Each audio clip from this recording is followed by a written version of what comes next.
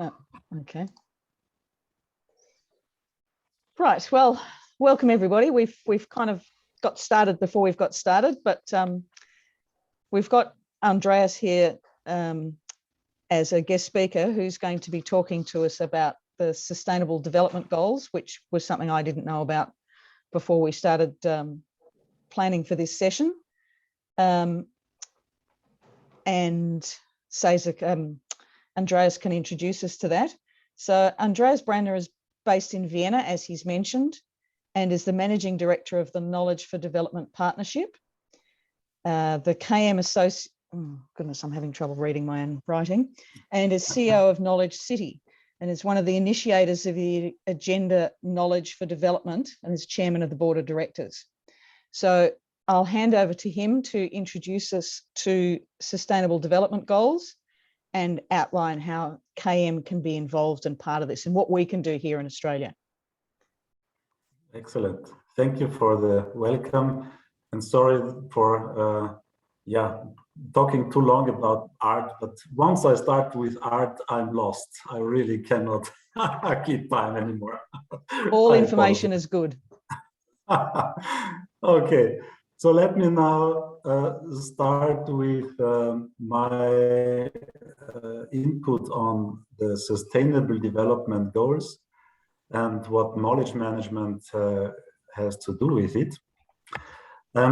You may be aware that the United Nations are following strategies and let's say specific objectives ever since.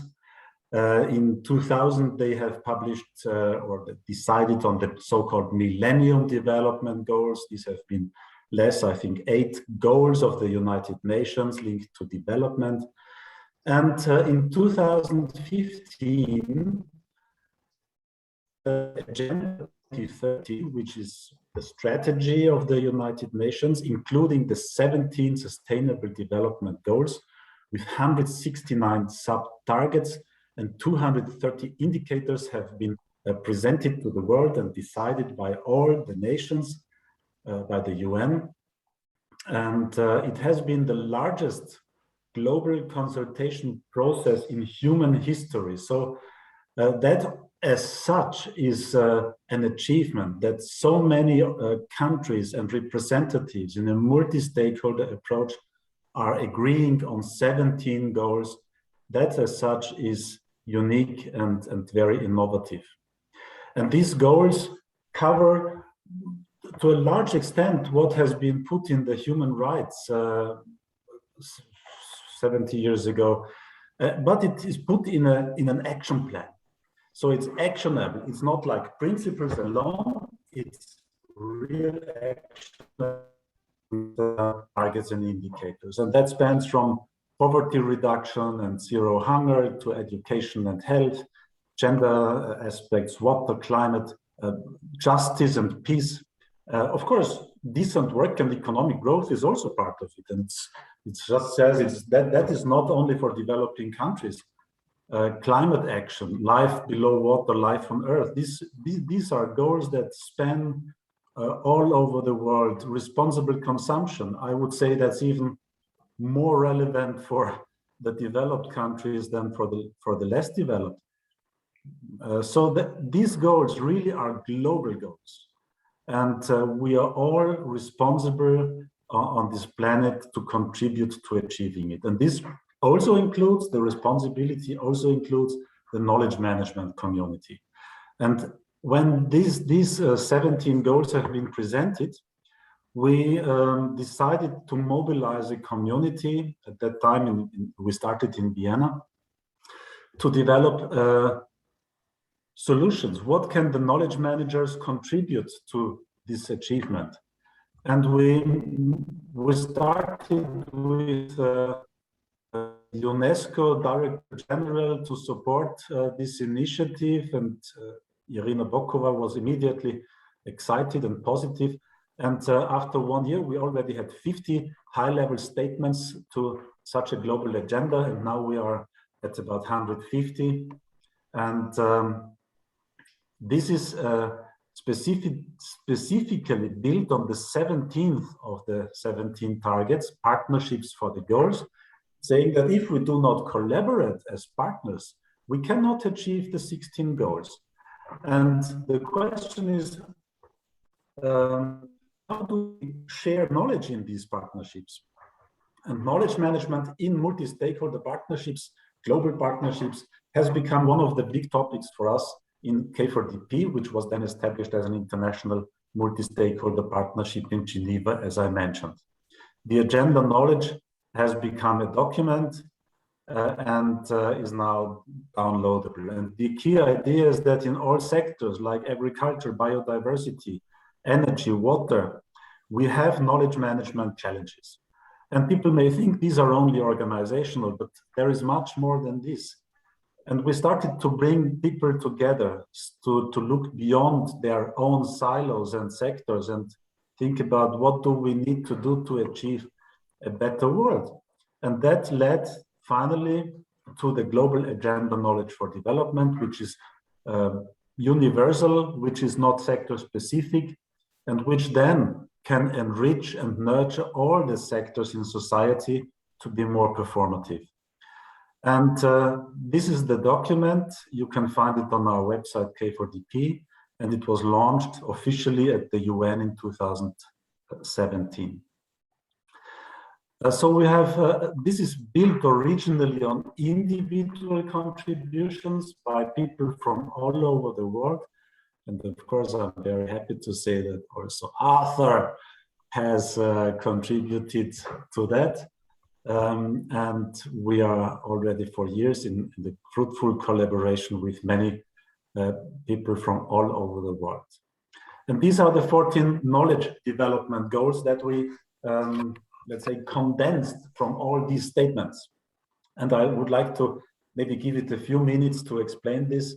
The goal number 1 starts with diversity and pluralistic and inclusive knowledge societies, saying that we do not want to have elites only achieving knowledge, and we don't want to have a brainwashed knowledge society where some political parties, they say this is the knowledge that we need to perform as an economy. No, we say every person has the right to develop his own potential. We need to offer diverse opportunities to learn, to grow. We need to provide everybody in society access to knowledge, because without knowledge inclusion, there is no inclusion at all. Social inclusion, financial inclusion, health inclusion, any kind of inclusion is built on knowledge inclusion. And this society, knowledge societies that we want to develop, shall not only make parties or economies or whatever interest group happy, but they should make the citizens happy, to be self-determined, to take responsible decision, to contribute actively and competently to sustainable development. So this is very much in the focus. And we understand that this will not work without strong knowledge ecosystems where the various partners and stakeholders, and of course also citizens and media, etc., they work together towards the common goals. And that also requires specific partnerships. The ecosystem builds on partnerships. These can be national partnerships, sector partnerships, or specific thematic partnerships. But without working together on the advancement of knowledge, this will not succeed. And we also realized that cities play an important role in the advancement of societies, because they are the natural hub for knowledge. And how cities develop their knowledge profile influences very much the development of knowledge in our whole countries. And I'm very happy that to mention that Melbourne has always been a lighthouse in the field of knowledge cities, with the Knowledge Week and other initiatives. And Melbourne has always been a driving contributor to the knowledge city community that exists for, I would say, 15 years. But of course, we should never forget the rural-urban linkages, which is even more important in the developing countries where the urbanization is still at about 70%. The rural share is still 70%. So then we have, of course, the public and development organizations. They need to change strategies. For a long time, the international development corporations had the idea of providing the knowledge to the people. But now we understand that the strengthening of the knowledge capacities and knowledge management systems in the countries is fundamental for any kind of knowledge transfer. Because if you put knowledge in a context that is not prepared, the knowledge will get lost immediately. And then also the whole investments in development are not sustainable enough. You will find capturing and preservation, which is key for the cultural and knowledge identity of the country, but also without a good knowledge fundament and identity that is giving people and the foundations for decision making is important for democracy. Since ever, democracy is linked with knowledge. The dynamic knowledge markets is extremely important because wherever the flow of knowledge supported by consultants, training institutions, software and tool developers, engineers is hindered, the markets cannot develop, and providing fair opportunities for the knowledge industries is a key for the development in any sector, which we may receive or understand as very normal in Australia and Austria, but maybe not in other countries. Safety, security, and sustainability, you may wonder, well, why is this here? But we realize that in sectors like nuclear, transport, and energy, there is a huge risk in incompetent use of knowledge. That is also the reason why the Atomic Energy Agency has put a lot of emphasis on knowledge management already 20 years ago. So knowledge will become even more in the future a matter of safety. Legal knowledge, how to avail legal systems that are understandable and applicable, and people can make use of their rights because of knowledge, based on knowledge. Of course, I don't have to explain the need for developing competencies in knowledge management. Still, the number of masters of science in knowledge management are low, and we have to strengthen this. And I'm very happy to say that just a week ago, we initiated a joint center for knowledge sciences at one of the biggest universities in East Africa, the so-called Makerere University. So this is about strengthening universities and higher education to play an active role in the transformation of knowledge societies. ICT, of course, they play a role. I don't have to deepen this in detail. And finally, I also want to emphasize that we said without the arts, culture, and I would also include the religious communities, we will not be complete. The art reflects our souls, our habits, our routines, and we need to include arts and culture in our knowledge management activities. So this is the spectrum of topics that we follow, and of course it's not put in stone. We are continuously developing it. Aspects like pandemics and other new developments already made us think about new goals or adjustments. We are very open to it, and we appreciate any new statement to the agenda knowledge for development. So feel free to have a look and contribute your views as well. Now, I think what we could do in this meetup together is thinking about how can this aspect of knowledge management and knowledge society be relevant for Australia. I'm sure you have specific challenges that are related to the SDGs, and we might identify specific interest, I don't know, maybe in health or maybe in some climate aspects. I often hear about the fires, etc. So let's think together about how to advance knowledge society in Australia, and and work together. I would be really happy to join forces with you, either working with you in countries like continents like Africa, or even to work on a knowledge agenda for Australia to strengthen all these aspects that we have through knowledge management. I think we have a lot of experiences that we can share. I think my time is over. I stop here and I look forward to the further communication with you. Thank you, Andreas. And that's a wonderful lead into what we were going to do next, which was a bit of an exercise where we're going to get everybody to collaborate and try and kind of come up with some ideas related to the software development goals.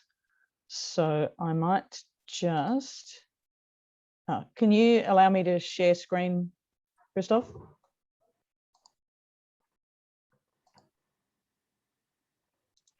Go ahead, Sharon. Right, okay. That's not it. Where the heck is it? There we go. Working great. Okay, except I can't see it. That's the only problem.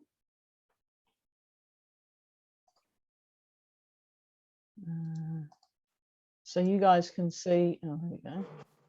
Might help if I was on, right. So you can see co-created projects worth doing? Yes, we can. Right, okay. So this is, what do you call it, Arthur? It's a tool, it's a methodology. Yeah, it's a way of very quickly co-creating a series of ideas into actionable statements. So people, you'll see there the link. You'll all get the link in a moment. Sharon will share to this document, and we're going to work in it. But it's a very quick way where everyone can all be working together to add ideas, but in a particular structure that I think Sharon will be able to take you through. Yep. So you can see I've put in the 17 SDGs here just to remind you, so you don't have to kind of go hunting for it. But the way it's been structured is that you have a verb first. So the action, the adjective, the noun, and the outcome. We've got some examples. So create a new community of practice focused on delivery of aspects of SDGs, or secure grant funding to pay for professional project managers. And once I send out the link, the document is such that everybody can be working in it in their groups, because Christoph's going to put us into breakout groups. So an example, and I just pinched one of yours here, Arthur. So you just, in theory, type in the space. Why is it not letting me? Because I'm up in the address bar, I presume.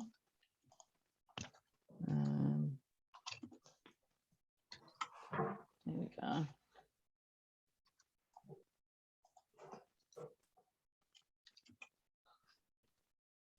So the idea with this technique, can you never type when people are watching. Yeah, I'm just buying you some time, Sharon, while you do that.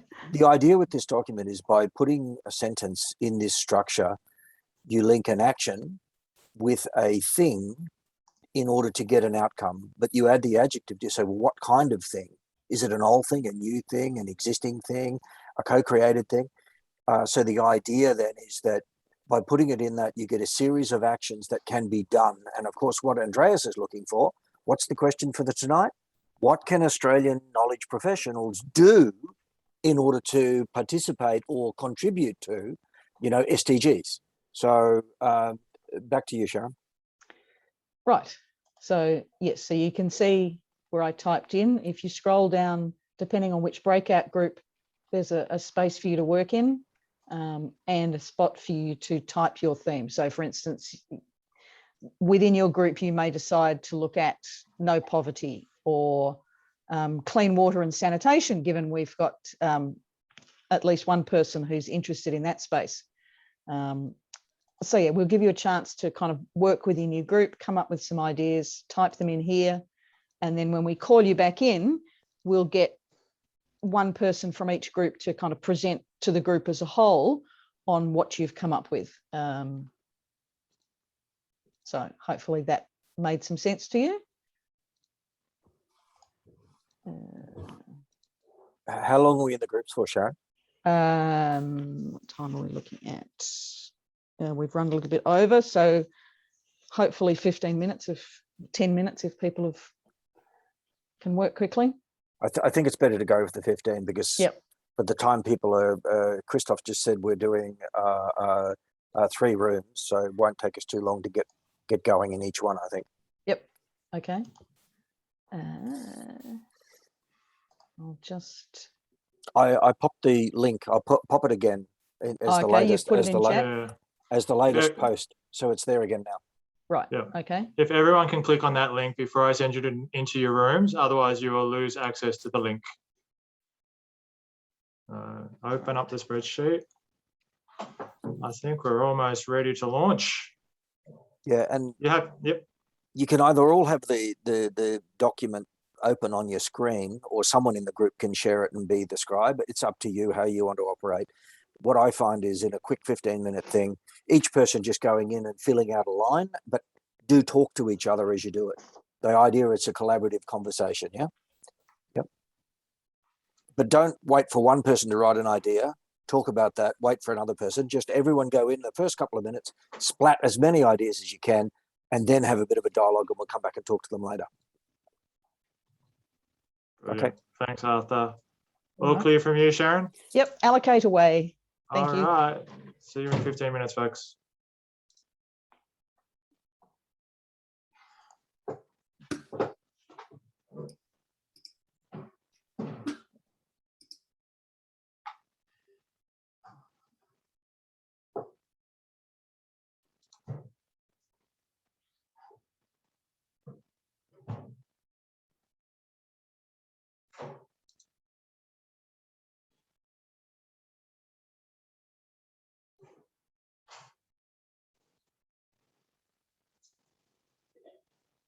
In useful exercise.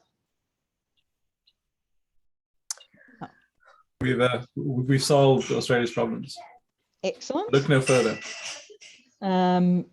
So how do we want to go about this? Seeing as I'm talking, I might go through what we covered, and then the other groups can go after that.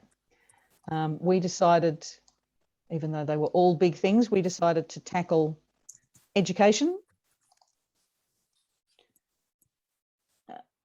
I can see my screen again. Oh goodness, breakout group 2 did a lot. So is someone sharing? Oh, 1 second. That's me, Sharon. Oh, that's all right. That's all right. Can you just scroll up to breakout room 1? So- Yes. Sharon, I'm about to put more content under breakout room 3, so bear with us. Yep, thanks. Okay. You can probably type while I talk about 1 anyway, unless you need to. No, all good. Right. Okay. So we tackled quality education and had a bit of discussion around what some of the distance learning and everything has kind of forced on maybe a rethink about education, and talked about designing a fit for purpose knowledge system to support the users in how they wanted to learn and develop. Oops. I'm not sure whether we want to just go through them all, but yeah, so we were just talking about what this has brought, what thoughts it's prompted in either formal education or other groups who are providing knowledge about what they're working on. So that might be a charity, or in my case, I talked about Zoos Victoria. So we captured a number of things around establishing national knowledge partnerships, auditing existing infrastructure, because some things have really struggled to cope, and worked out what are the gaps going forward. I'm sure a lot of this may inform the way formal education is delivered. They may stick with some of the online stuff for different things. So that's pretty much what we covered. does the next group want to go next? Thanks, Sharon. So I'll talk on behalf of Group 2. I'll do my best at it. We had some deep conversation there at the end about climate change and the whole how big and complex it is. But we ended up with the idea about establishing knowledge partnership for Australia to participate in the SDG projects. And we were really started talking about like how we could interact with each other more often. And that's really what the first 3 lines they are talking about is really to set some principles about like having some clear and open communication channels, so we can have the knowledge and information flowing so people can connect more easily. And that will lead to the second part with the second sentence there, which is to keep an update of like the current status of the projects, and it is so to show that we are a bit in the same mind of how we are thinking about like establishing a knowledge partnership. And then the last thing that Andreas for the first part was to then reach out invitations to KM professionals in Australia to participate in the SDG projects, and further conversation beyond today's meeting, which would be, I'm sure most of us would be very interested in partaking in that. And then we talked a bit about how we could establish, we got into a chat about climate change and how the climate change SDG goal was. And it was really about where we actually start, because we had a few personal sharing their story about like, I'm really focused and passionate about it, but where do we actually start? Like there's not a green point. It's like anyone out there is developing or reinventing the wheel every single time they start. It becomes really hard for anyone to find information about it and setting a framework about it. And Andreas was talking about, I didn't catch the name of the institute in the Ugandan university that did it really well or had just started, and talking about the example of how that has been set up as everyone can come. It's non-political. It doesn't have a benefit everyone, but any part can come, and knowledge managers can facilitate that conversation and steer it to generate the ideas from both sides. It's not just about everyone, but it's about creating that collaboration and conversation for everyone to go on for. And that was pretty much what we discussed in our group.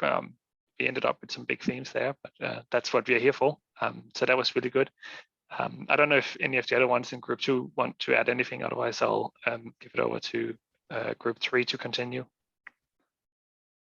I might just add one really quick thing before we go to Group 3. A bit later, we'll talk about the process itself and how focusing on actions for a purpose works and how it triggers things that can be done. But I'll come back to that. But one of the really interesting comments that come up in our conversation was this whole thing about competing factions all trying to do their own thing, rather than collaborating. And I think, the themes that were being talked about in our group is, if only we could influence these people to come together and share their resources, to get more momentum behind a larger movement, then we're probably going to have more impact.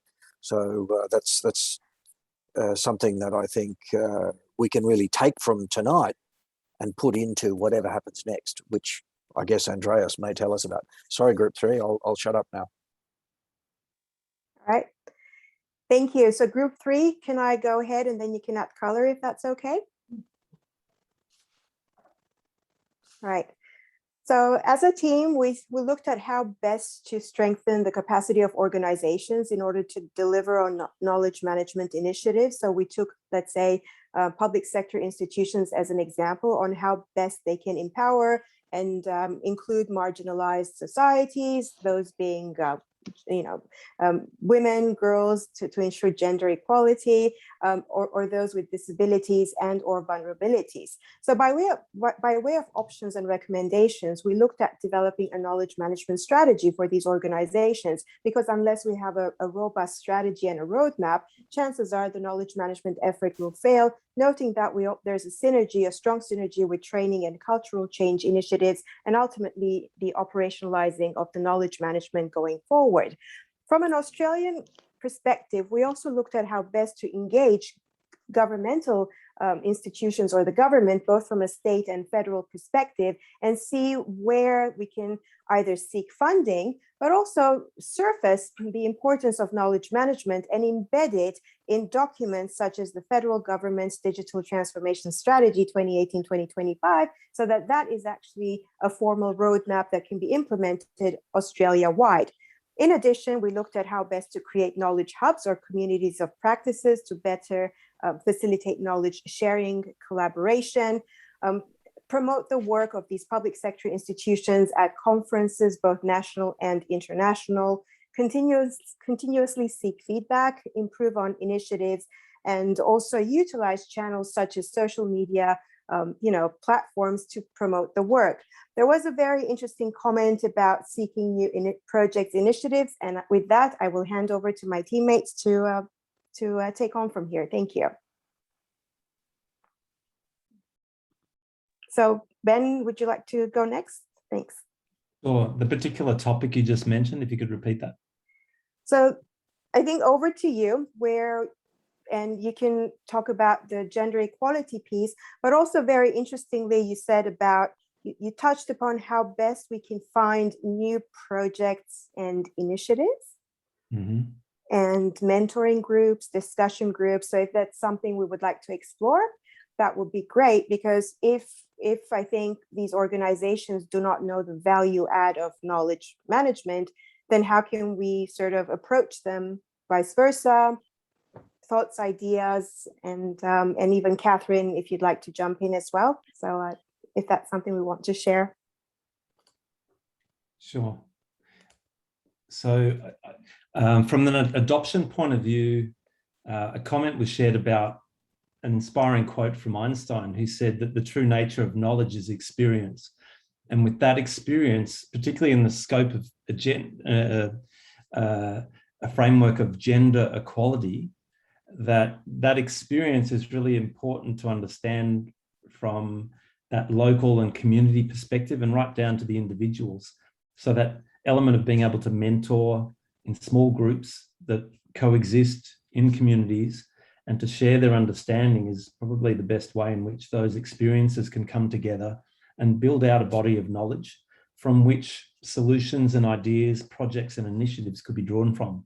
So that to ensure success, it's really important that adoption comes from a very personal level, comes from the various perspectives and within the context of community and an ability to prioritize what's relevant to those communities and to scale out from there with the benefit of knowledge management processes and being able to share that at different levels of society as we start to build on ways and approaches that can improve on that imbalance today.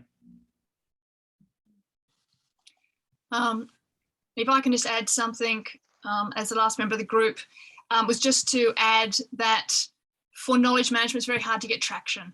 So that was just to have a vision working around the need for an adaptive, with society moving to need to organisations and society to adapt and to have that foundation of knowledge as being a requirement for that adaptive process. So just, to be able to get organisations and society on board with the term knowledge, so they're actually keen to actually put strategies and put these initiatives in place.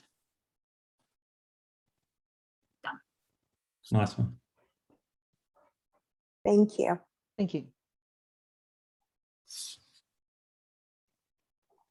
So did we just have the three groups?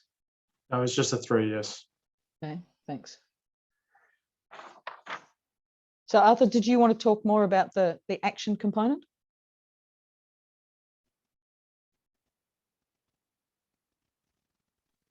Okay, what you've got is a very lean version of what this activity does. And you can see there, in 15 minutes, we've got around about 20 ideas to which everyone in the room has contributed, in the wider room has contributed something. It does two things. And this actually happened in our group where Simon and I wrote almost the same idea. And you go, oh, but you know, two people had the same idea, but that's a good thing, because if two people independently had the same idea, it's reinforcing that idea. Then the other thing that happened is that other people had very different ideas. And that's great because it gives you a whole diversity of options, of actions that different people who are coming at it from different experiences can contribute. This is step one in the whole co-created projects worth doing process.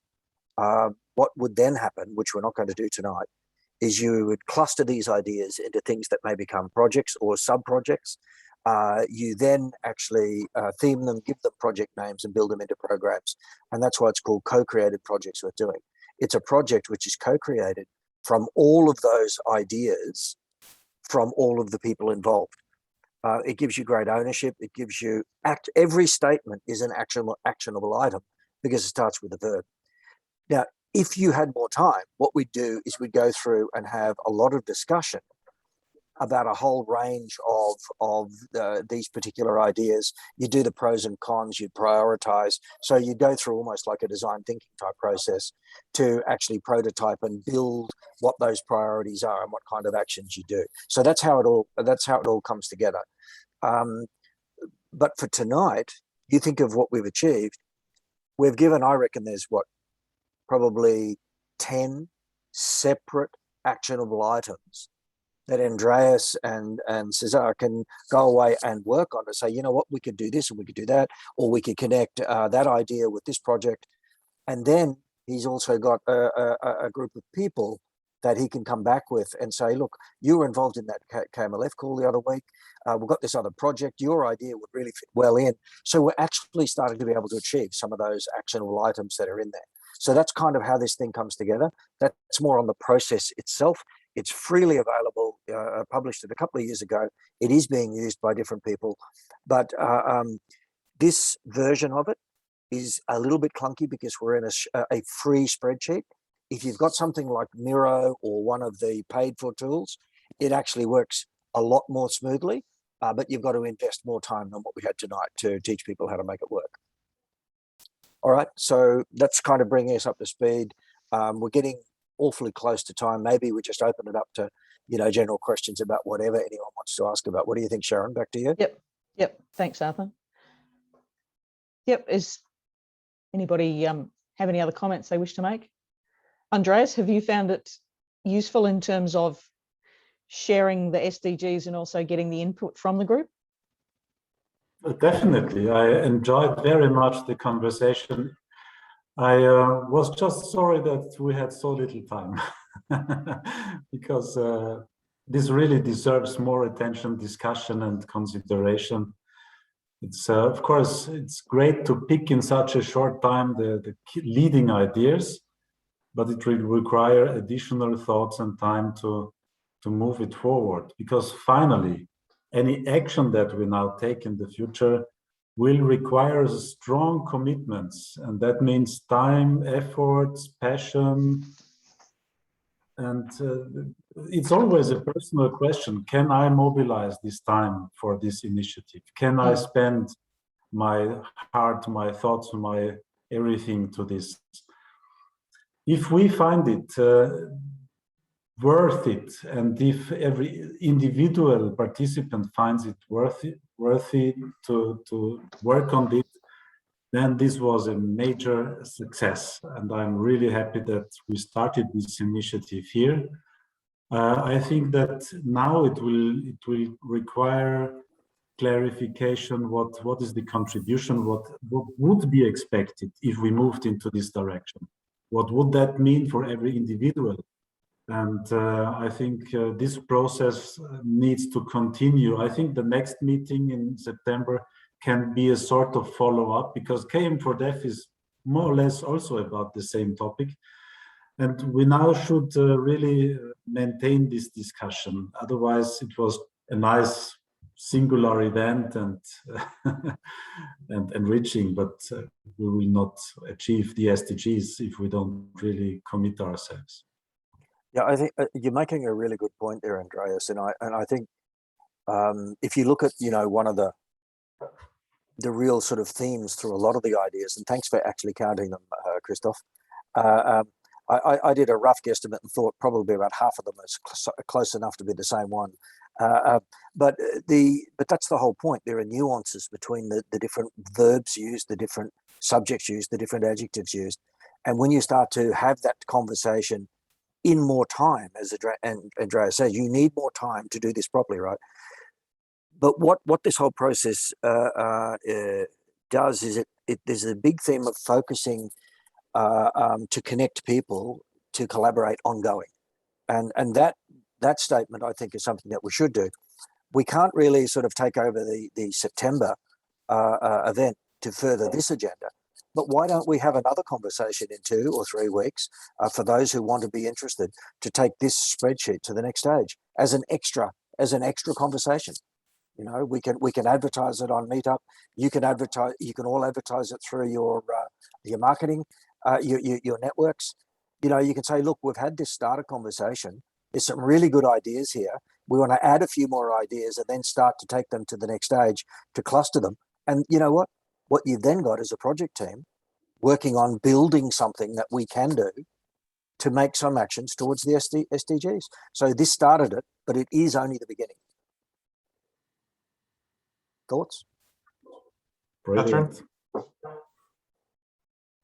ask a question. Now I'm a detail person and I'm an engineer, so I like systems. To me, you sort of have a goal first, and then you might prioritize a number of objectives, and you come up with some objectives, and then you figure out the actions.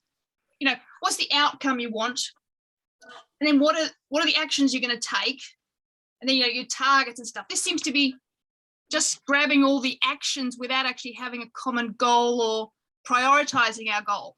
So it's great to start a conversation, but doesn't that just leave us with a lot of disparate ideas that we shouldn't really just jump on? When I coordinated the WASH cluster in Somalia, right? They had about 180 organizations. People come up with a great idea, and I'd say, well, that's good, but that's just one idea. Let's prioritize. What's our goal? What are our challenges? Let's all prioritize what our challenges are, and then, rank them. And so what are the actions to do with these high priority issues? So, I like it, but it just seems to be jumping to actions and not figuring out the goal or the problems first. So that's where I get a bit challenged by. But it is great to start conversation and connections and see where people's minds are. Catherine, what I learned as an overarching goal is that the knowledge management community in Australia wants to take active responsibility in the achievement of the SDGs. Because you have a unique knowledge about knowledge management that the others need, and you can contribute to it actively. But this is, I think, the guiding idea. All the rest can follow: partnerships, agenda, sector-specific activities. But what you're asking for, Catherine, is that we as knowledge managers need, and we are responsible to play an active role in the achievement of the SDGs. I'll add to that too, Catherine. Often the way current thinking is, engineering thinking, science thinking, knowledge management thinking, is let's define the problem and then work out our way to get there. The thing is, instead of defining the problem, we're defining an opportunity. And you don't know exactly what that opportunity is until you start to cluster some ideas. So what you do is to gather ideas within a context, within a subcontext. And that's why the bigger context is SDGs. So we're not talking about, the next design of the Ford motor vehicle or something. We're talking about something within the 17 strategic development goals. Then within that, and that's why that theme is there. What does this room want to talk about? Well, this room want to talk about quality education. So, okay, let's gather some ideas around quality education. Or building the organizational capabilities to act together, which was, the ideas of group 3.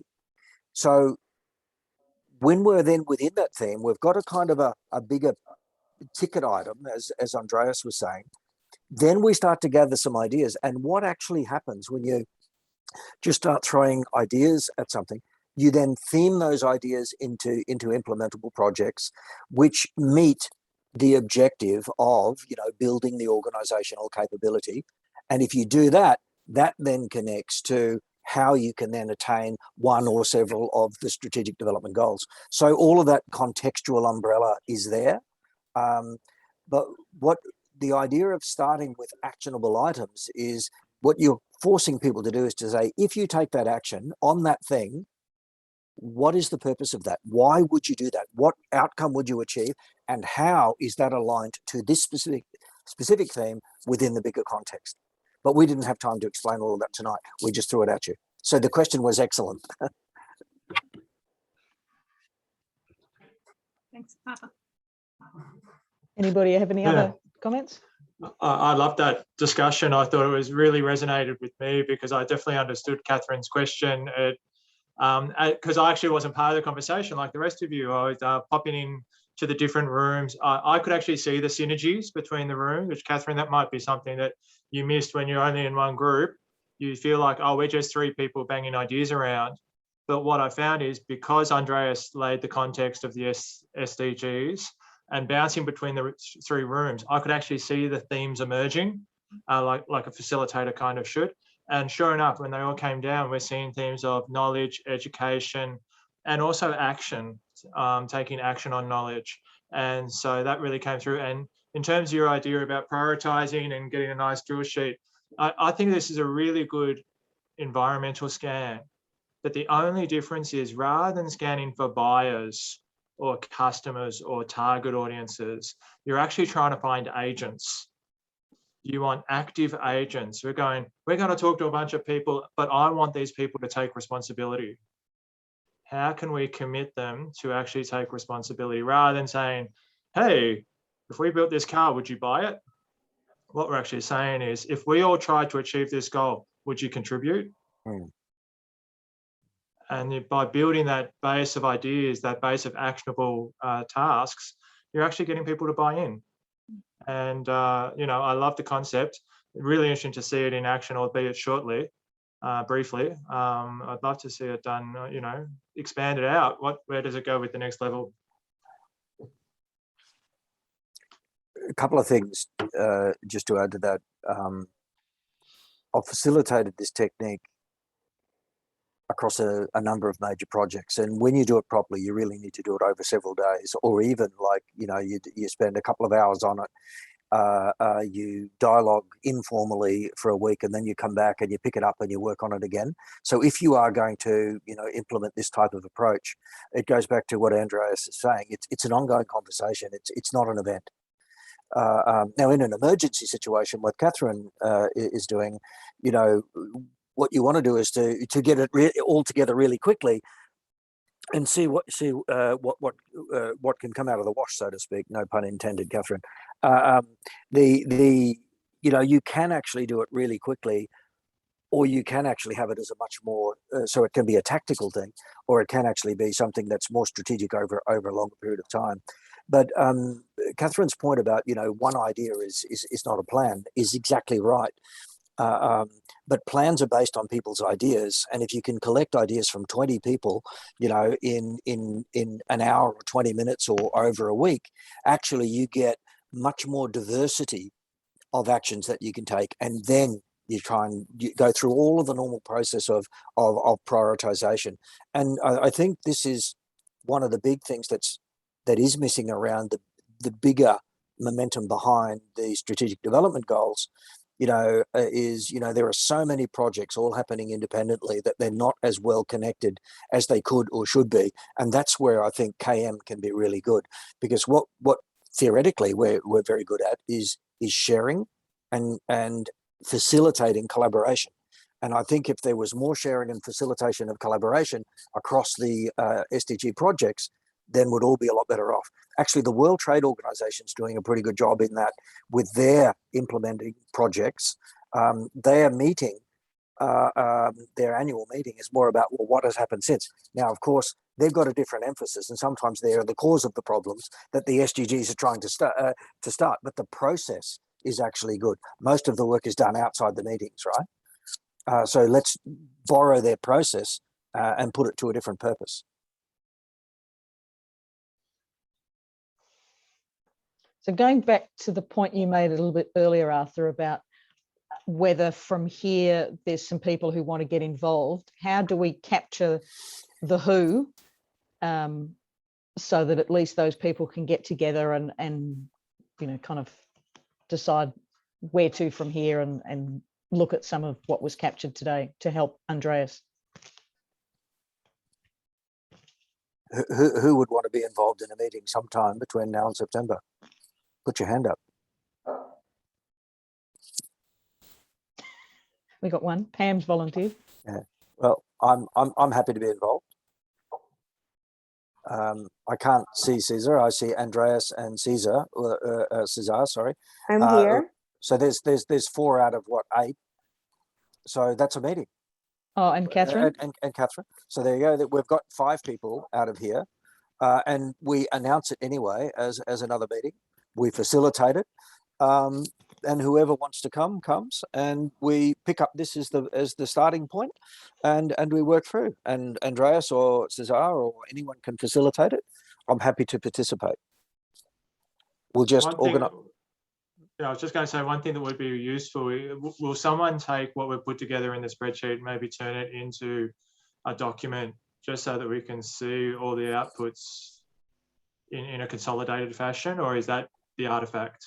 That is the artifact. They're the ideas as they existed and were recorded. Everyone's got the link. Anyone can download it, even if it's to delete everything that's in there and put your own questions in about a totally different project. And that's okay too, you know. But our group, we could do a bit of manicuring between now and then. If anyone wanted to come in and add something, we will keep this document here under the same link that it is right now as the working document leading into the next meeting. Right. Andreas? I'm happy to attach it to the meetup page so that it's accessible to, you know, we can use it as a reference point. But I think everyone will probably take a bit of time to look over what we have actually come up with and maybe stir those mental juices and see if we can come up with some more synergies. Yep. I love the direction. Mm-hmm. Right. Andreas, do you want to facilitate that next meeting, and we'll decide on a date? Let's just say, you know, Wednesday night, 3 weeks time or something like that. And I can host it on the Zoom. You can record it. You can, and that way we've got a next step. Is that good for you? That is perfect. In principle, I would prefer that the meetings are driven and facilitated by Australians. If this is an Australian initiative, I think the driving forces should be Australians. Of course, I will be happy to facilitate anything, and I would be happy to contribute as much as I can. But you know, I am working already in about 14 countries with such initiatives. So it will be difficult to really facilitate and coordinate with all individual partners. That will be difficult for me. But Seza, of course, is also part of the K4DP board of directors, and she has much better linkages in Australia. So she might be the better facilitator even for the next steps in the future. She's a brilliant, experienced person and knowledgeable. So she would be maybe the best person, but I'm committed. I will join, I will contribute, and I want this to be a success. Okay, I'm the same. I don't want to lead anything, but I'm very happy to be contributor. Cesar, were you interested to at least facilitate the next meeting, if not the initiative ongoing? I can facilitate the next meeting, yes. Okay. And if this is open, right? If anyone else wants to take a lead role in this, actually, when Seza, you introduced me. It was not quite right. I am not the lead of KMLF. The people Sorry. on the screen are a collective leadership group. I don't see myself as, any higher or any lower than anyone else in the group, and we work as a collective. Now, this other initiative can work the same way, and it actually works very, very well. It's been operating for years. We've had succession in place where most of the people have only been in that leadership team for a short period of time. There's just a couple of old timers in there like me to, for consistency, but we try and stay out of the way. And I think this initiative would work really well. We're active contributors, but it's a joint program of the projects with more as an ecosystem than a hierarchy. That's very kind. Thank you, Arthur. All right. Let me say one word probably. I think that a sustainable activity that is also substantial will require, rather sooner than later, substantial funding. Because, of course, we can spend our volunteer free time on this, but may not be enough to significantly impact the way that people will achieve the SDGs, and our impact will be limited. So I think that as a very, let's say, I wouldn't say first, but among the initial steps is also to seek for funding. And in most of such groups, there are some people who are not already fully employed from morning to night and have some opportunities to run for projects and acquire funding and then act as an implementer. So if there is a person who says, if there is a paid knowledge partnership, if there is a paid knowledge agenda or knowledge challenge for sustainable development, then I would like to be part of it.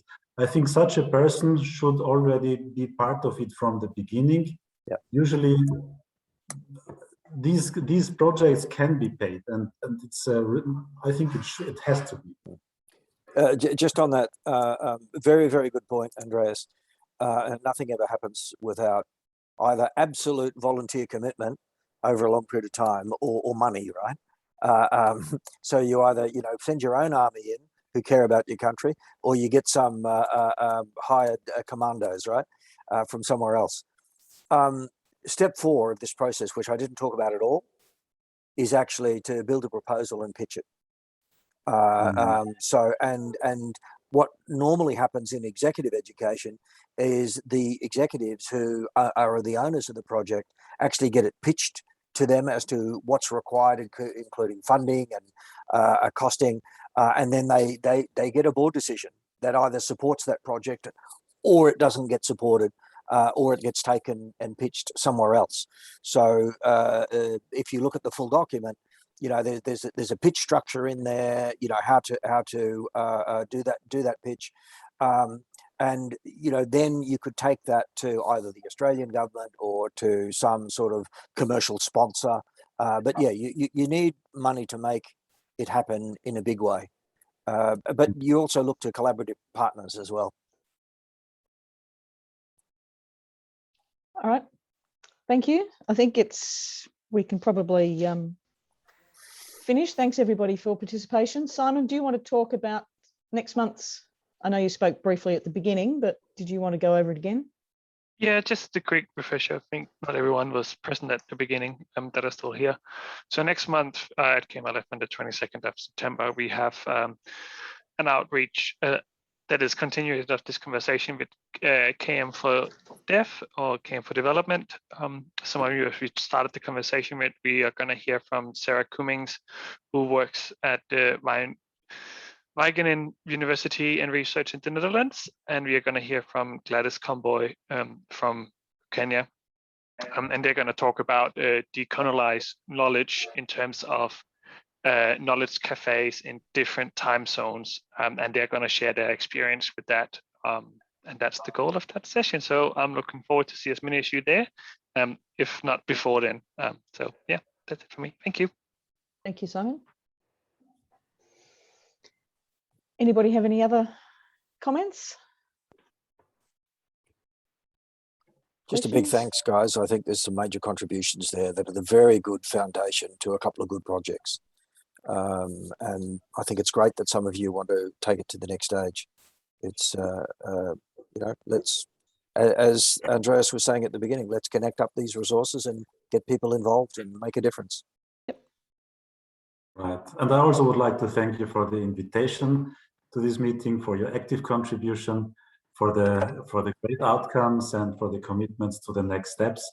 It was really nice to meet you all, and I look forward to seeing you again soon. Thank you very much, Andreas, for joining us from so far away and giving us so much useful information on what's happening across the world as well. And to you, Seza, as well. Thank you. Good job too, Sharon. I know this is your first outing as a facilitator, and it was a bit of a unstructured one deliberately. So you've done a fantastic job to bring it all together and on time. Great first outing. Thank you, and thank you, Christoph, for being the technical expert. Thank you, everybody. Thank you. Thanks all. Thank you very much, Andreas. See you guys. Good night. See you next time. Bye. Bye. See you next time. So. If you can just stop the recording, Sharon.